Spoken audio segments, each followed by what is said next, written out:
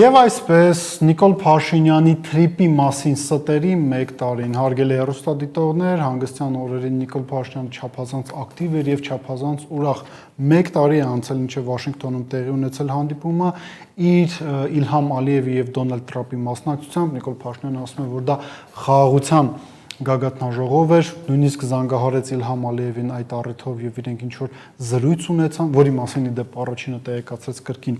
ադրբեջանական կողմը, բայց եկեք փորձենք ի վերջո իսկապես տեսնենք թե այս 1 տարվա ընթացքում ինչ արդյունքների է հասել պաշտոնական Երևան եւ արդյոք այն հայտարարությունները, որոնք պաշտոնական Երևանի կողմից հնչում են, իրենք համապատասխանում են իրականությանը, բայց իրողությունը կայանում է նրանում, նախ երևի սկսենք նրանից, որ իսկապես թրիպ նախագծի վերաբերյալ նույնիսկ շինարարական աշխատանքները դեռ չեն մեկնարկել, սա արձանագրենք նախ եւ առաջ, ի սկզբանե այսպես ասած արձանագրենք Ինչպես նաև նշենք հետևյալը, որ ֆինանսական առումով, աշխարհաքաղաքական առումով պարտավորությունները Հայաստանի Հանրապետության այս 1 տարվա ընթացքում ոչ թե պակասել են, այլ դեռ մի բան էլ ավելացել են ու երևի Սա էլ ասենք ու արդեն անցնենք անմիջապես նախագծի եւ մնացածի վերաբերյալ քննարկումներին, հարգելի հեռուստադիտողներ, իշխանությունները իհարկե չեն սիրում սրա մասին ասել, բայց արձանագրենք 2025 թվականի օգոստոսի 8-ին Վաշինգտոնում ոչնչացվեց ԵԱՀԿ Մինսկի խումբը, որովհետեւ Հայաստանի եւ Ադրբեջանի արտաքին գործերի նախարարները, երբ որ նախաստորագրում էին այսպես կոչված խաղաղության համաձայնագիրը, դրանով իսկ ազդարարվեց ԵԱՀԿ Մինսկի խմբի լուծարումը, իսկ հիշում եք ինչպես էին դրանից առաջ հայկական կողմի ներկայացուցիչներ Նիկոլ Փաշինյանից սկսած ասում, որ միջև խաղաղության պայմանագիրը չստորագրվի ԵԱՀԿ Մինսկի խումբը չի լուծարվելու, բայց ունենք այն, ինչ ունենք, հերթական անգամ դրժվել էր այն խոստումը, որը տրվել էր Նիկոլ Փաշինյանի կողմից։ Տեսեք, ինչ է կատարվել նաև այս տարվա ընթացքում օգոստոսյան գագաթնաժողովից հետո, եթե փաստերով, փորձենք խոսել։ Տեսեք, այս տարվա հենց սկզբին հունվարի 14-ին Արարատ Միրզոյանը մեկնում է Ամերիկայի Միացյալ Նահանգներ, մեկնում է Վաշինգտոն, դա հենց այն փուլն էր, իդեպ, երբ որ Ամերիկայի Միացյալ Նահանգների մեր հարգարժան գործընկերները նախապատրաստվում են Իրանի Իսլամական Հանրապետության դեմ հերթական ռազմական սադրանքի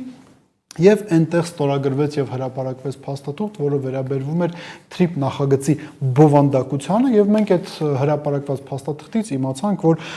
հայկական կողմը ստանում է ընդամենը 26% այդ նախագծի, իսկ շահույթի առումով 74%, առնվազն 49 տարով անցնում է մեր հարգարժան ամերիկացի գործընկերներին, ինչպես նաեւ նշենք հետեւյալը, բացի նրանից, որ դու շահույթն ես տալիս, ու նաեւ Հայաստանի Հանրապետությունը դե ֆակտո պարտավորությունները իր վրա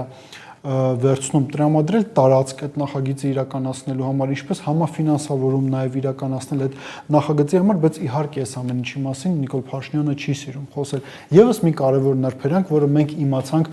հունվարի 14-ին հրապարակված փաստաթղթից հետո,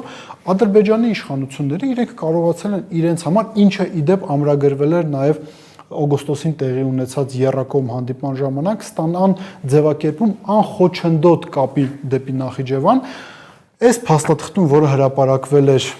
հունվարի 14-ին Ռուբիո Արարատ Միրզոյան հանդիպման արդյունքում, մենք տեսանք, որ կա ձևակերպում front office եւ back office, այսպիսի ձևակերպում, դա հանգեցնելու է վերջում կամ լավ, այսպես եկեք ձևակերպենք, կարող է հանգեցնել նրան, որ հայկական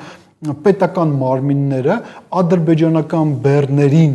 եւ Ադրբեջանի քաղաքացիներին, որոնք Հայաստանի Հանրապետության տարածքով անցնելու են եւ գնալու են դեպի Նախիջևան, ուղղակի չեն հանդիպել։ Տեսեք, եկեք այսպես տրամաբանենք, Ադրբեջանում տարիներ շարունակ ասում են, որ իրենց պետք է Արցախը առանց հայերի, իրենք դա ստացան։ Հիմա իրենք ասում են, որ իրենց անհրաժեշտ է միջանցք առանց հայերի եւ այդ back office, front office հասկացությունները հենց իրականում այս ամեն ինչի մասին են, բայց իշխանությունները սրա մասին իհարկե չեն սիրում խոսել։ Ինչ տեղի ունեցավ նաև դրանից հետո, այսինքն հունվարին տեղի ունեցավ Ռուբիո Միրզոյան առաջին հանդիպումը, հետո ընտրություններից առաջ Մարկո Ռուբիոն այցելում է Հայաստանի Հանրապետություն, հիշում եք այդ բլից այցը, որը կատարվեց նույնիսկ ոչ թե Երևան, այլ Զվարթնոց օդանավակայան, մենք հերթական փաստաթուղթը ստորագրեցինք ռազմավարական համագործակցության մասին եւ էքսկլյուզիվ հնարավորություն տվեցինք Ամերիկայի Միացյալ Նահանգներին, արտոնյալ պայմաններ տվեցինք ներդրումային ծրագրեր իրականացնելու, հատկապես օգտակար հանածոներին վերաբերվող ներդրումային ծրագրերի շրջանակում հիշում եք Նիկոլ Փաշինյանը ասում էր, որ Վլադիմիր Պուտինին ինքը ասաց, որ ինքը մերժում է էքսկլյուզիվ հարաբերությունները Ռուսաստանի Դաշնության հետ եւ Հայաստանը այդ էքսկլյուզիվ հարաբերությունները փոխարինում է այլ երկրների հետ բազմակողմանի համագործակցության ծրագրերով, իսկ Ամերիկայի Միացյալ Նահանգները Նիկոլ Փաշինյանը էքսկլյուզիվ առումով հանձնել է Հայաստանի օգտակար հանածոների վերաբերյալ ներդրումային ծրագրեր իրականացնելու առաջնահերթությունը։ Սա այս մասով։ Հիմա հայ-ադրբեջանական հարաբերությունների համատեքստում տեսեք, այս 1 տարվա ընթացքում Ադրբեջանը հայ ռազմագերիներին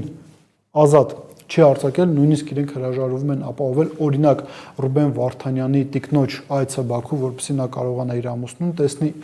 մնացած ռազմագերիներին տեսնի, այսինքն ռազմագերիները շարունակում են մնալ։ Ադրբեջանը չի հրաժարվել արևմտյան Ադրբեջան նախագծից, թեպետ Վաշինգտոնյան գագաթնաժողովից հետո 2025 թվականին իշխանական քարոզչամեքենան, այդ թվում նաև հանրային հեռուստաընկերությունը, որը իր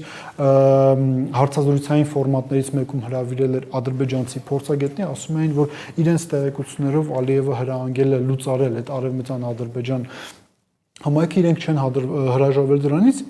իրենք նաև չեն հրաժարվել այսպես կոչված Զանգեզուրի միջանցք նախագծից, ուղղակի հիմա շատ դեպքերում Զանգեզուրի միջանցք են ասում եւ ընդգծում են, որ դա հենց թրիպն է։ Այլ կերպ ասած, այս 1 տարվա ընթացքում մեր պարտավորությունները ավելացել են, բայց Ադրբեջանի կողմից որևիցե քայլ չի կատարվել ուղղված Հայաստանի հետ իրական խաղաղություն հաստատելու եւ եւս մի կարևոր նրբերանգ։ Տեսեք, անցյալ շաբաթ ինչ է ասում Ադրբեջանի արտաքին գործերի նախարար Ջեյհուն Բայրամովը։ Ասում մենք Հայաստանի նկատմամբ մեծամասամբ կատարել ենք մեր պարտավորությունները ապաշրջափակման կոնցեպտի շրջանակներում եւ հիմա հերթը Հայաստանի Հանրապետությանն է, թրիպը տեսնենք երբ են կյանքի կոչել։ Տեսեք ինչի մասին է խոսում Ջեյհուն Բայրամովը։ Հայաստան, Ռուսաստան, Ադրբեջան բանակցային ֆորմատում ժամանակին ձեռք էին բերվել պայմանավորվածություններ երկաթգծի վերականգնման, ինչպես նաև իսկապես կոմունիկացիաների ապաշրջափակման, բայց նաև Ադրբեջանի տարածքով Հայաստան որոշակի բեռների տեղափոխության։ Հիմա այդ եռակողմ բանակցությունների ֆորմատից մնացել է միայն այն, որ Ադրբեջանը թույլ է տալիս, որ իր տարածքով գան ապրանքներ Վրաստան, հետո գան Հայաստանի Հանրապետություն, բայց իրական ապաշրջափակում տեղի չունեցավ, այսինքն դասական իմաստով։ Օրինակ մենք ինչ սահմանային ռեժիմ ունենք Իրանի Իսլամական Հանրապետության հետ կամ Վրաստանի հետ, այդ ֆորմատով սահմանների բացում եւ կոմունիկացիաների ապաշրջափակում տեղի չի ունեցել, բայց Բայրամովը ասում է, որ Հայաստանն էլ արդեն իր հերթին պետք է քայլ կատարի, իսկ քայլ դու պետք է կատարես հետեւյալ ձևակերպման շրջանակներում անխոչնդոտ կապ Հայաստանը պետք է անխոչնդոտ կապ տրամադրի Ադրբեջանին, որպեսզի իրենք կարողանան մեր տարածքով կապվեն Նախիջևանի հետ, բայց այս ամենի մասին իհարկե Նիկոլ Փաշինյանը վերջին 1 տարվա ընթացքում ինքը չէր խոսում կամ չէին ուզում խոսել։ Եվս մի կարևոր նրբերանգ, տեսեք, այս 1 տարվա ընթացքում նաև ինչ տեղի ունեցավ, Ամերիկայի Միացյալ Նահանգները հերթական ռազմական ագրեսիաներ իրականացնում այս պարագայում մեր հարևան Իրանի Իսլամական Հանրապետության նկատմամբ ու ինչ եք դուք կարծում Ամերիկայի Միացյալ Նահանգների այս ագրեսիայի պայմաններում ինչ մոտեցում կարող է ունենալ պաշտոնական Թեհրանը, եթե 2025 թվականի օգոստոսի 8-ին Վաշինգտոնում ձեռք բերված պայմանավորվածությունների համատեքստում Ամերիկայի Միացյալ Նահանգների մեր հարգարժան գործընկերները հայտնվեն Հայաստանի եւ Իրանի սահմանին։ Ինչ եք կարծում, դա Իրանի Իսլամական Հանրապետության մեր հարգարժան բարեկամների համար չի կարող դառնալ լեգիտիմ թիրախ։ Պատերազմական գործողությունները ցույց են տվել, որ իրանցիները թիրախավորում են ոչ միայն ռազմական օբյեկտները ամերիկացիների իրենց հարակից տարածքներում, իրենց հարակից պետություններում, այլ նաև տնտեսական օբյեկտները, սրա վերաբերյալ Հայաստանի Հանրապետության իշխանությունները հոդաբաշխ գնահատական չեն տալիս, ասում են մենք ուղղակի կտանք այնպիսի երաշխիքներ, որ Իրանի Իսլամական Հանրապետության մեր հարգարժան գործընկերները կհավատան Հայաստանի Հանրապետությանը, բայց մինչ այս պահը Իրանից շարունակաբար հարցեր են հնչում այն վերաբերյալ, թե ինչպես է գործելու թրիպ նախագիծ։ Ու նկատեք, մենք այստեղ Ռուսաստանի դիրքորոշման վերաբերյալ որևիցե բառ չենք ասել, թեպետ 1 տարվա ընթացքում դիրքորոշումը որևիցե փոփոխություն չի ունեցել։ Եվ ամփոփելով մեր զրույցը, տեսեք, մենք պարբերաբար Ալֆայի տաղավարներում խոսում ենք հետևյալի մասին, որ Նիկոլ Փաշինյանը Ադրբեջանը դարձրել է պետություն։ Ինքը ադրբեջանցիների համար տվել է գաղափար, որի շուրջ իրենք կարող են շարունակել միավորվել եւ ինչ որ մի փուլում միգուցե իրենք էլ կարծեն, որ իրենք վերածվել են լիարժեք ազգի, գործոն է դարձրել Նիկոլ Փաշինյանը Արցախում պարտության շնորհիվ,